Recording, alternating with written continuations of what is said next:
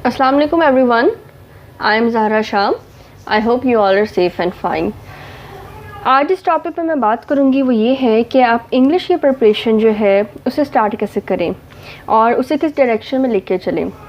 Because अब जो है आपके पास जून स्टार्ट हो चुका हुआ है और आज 12 जून है, तो इट्स हाई टाइम कि आप लोग इंग्लिश पे फोकस करना शुरू कर दें। स्पेशली वो लोग के जिन्हें अभी ग्रामर जिनकी रहती है, मींस उनके ग्रामर के कंसेप्ट नहीं ठीक हैं, तो ज़रूरत इस बात की है कि अब वो ग्रामर पर फोकस करें, अपनी राइटिंग प्रैक्टिस करें।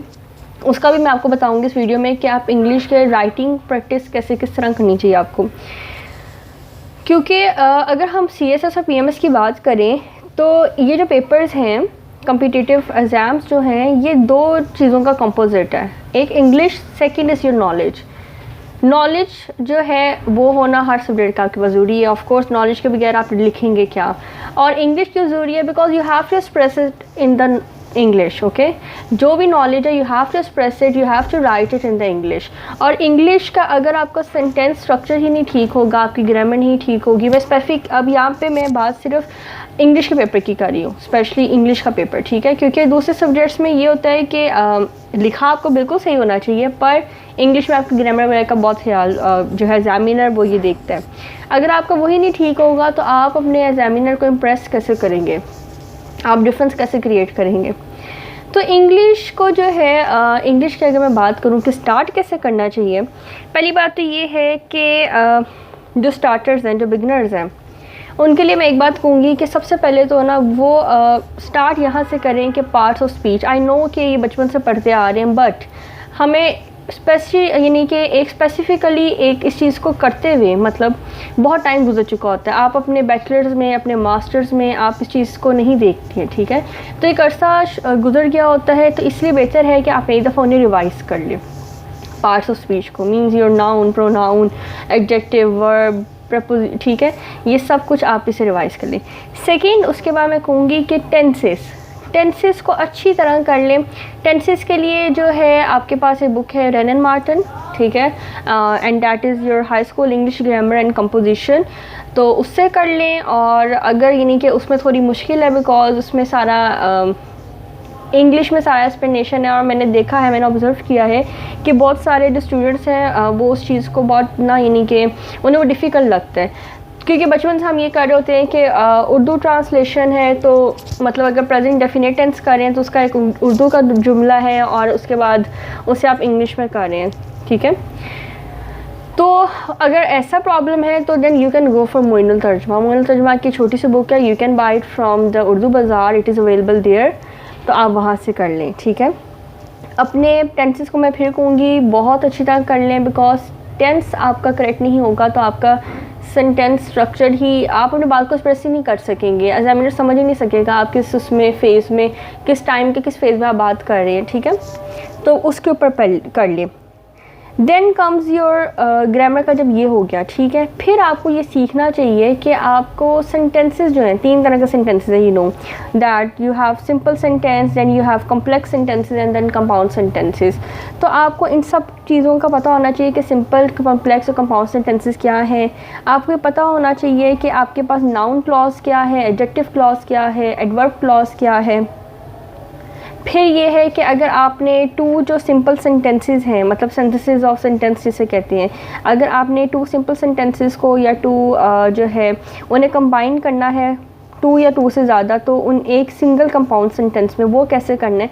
तो ये सब चीज़ें आपको ग्रामर की बुक जो मैंने रेनन मार्टिन की है उसमें मिल जाएंगी। टेंसेस सिर्फ अगर आप उर्दू वाले हैं वो मोइनुल तर्जुमा में भी आपको मिल जाएंगे, तो अगर आप उधर से करना चाहें। सेकेंड आपके पास क्या है, वोकैबुलरी बिल्डिंग, ठीक है। ये तो हो गया आपका ग्रामर का। ग्रामर के ऊपर एटलीस्ट मैं तो कहूँगी कि जैसा अब जून चल रहा है, तो अराउंड आप ना ग्रामर को अभी से पकड़ लें। डेली का अगर आप पहले एक दिन में या 2 दिन के अंदर आप पार्ट्स ऑफ स्पीच को अच्छी तरह रिवाइज़ कर लें, ठीक है, 2 से 3 दिन भी हो सकते हैं, जितनी आपकी आप कर सकते हैं, ठीक है। देन आप जो है अपने टेंसेस को करें। उसके बाद अगर आपके पास कोई मेंटोर है, वेल एंड गुड, ठीक है। और अगर नहीं है, मतलब अगर आप किसी अकेडमी वगैरह नहीं जा रहे हैं तो घर बैठे हुए हैं, तो ये है कि यूट्यूब के ऊपर बेशुमार वीडियोस हैं। अगर आपको नहीं समझ आ रहा ग्रामर वगैरह का, कोई ये नहीं कि सेंटेंसेस क्या है, सिंपलेस्ट, कम्प्लेक्स और कंपाउंड, ठीक है, या एडवर्ब क्लॉज क्या होता है, एडजेक्टिव क्लॉज क्या है, तो आप वो वीडियोस देख सकते हैं, ठीक है।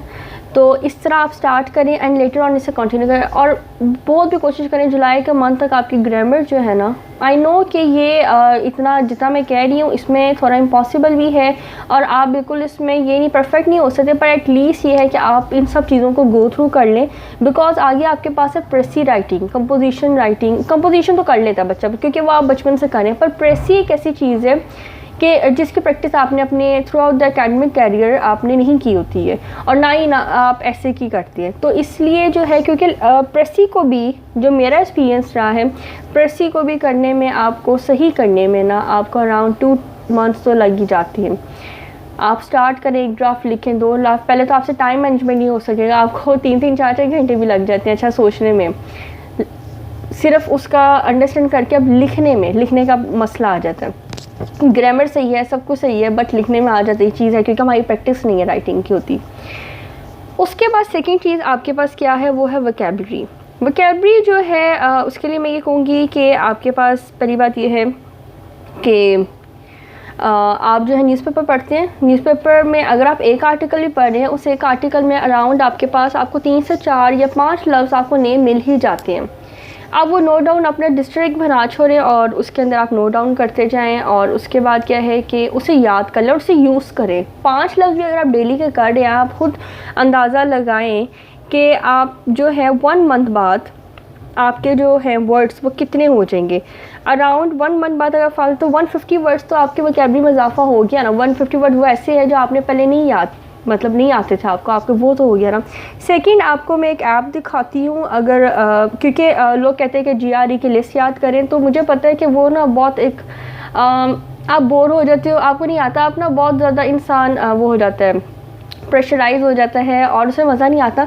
तो ये ऐप है, ये मैंने अपने मोबाइल में डाउनलोड की हुई है, this one, GRE vocabulary flash cards, ठीक है।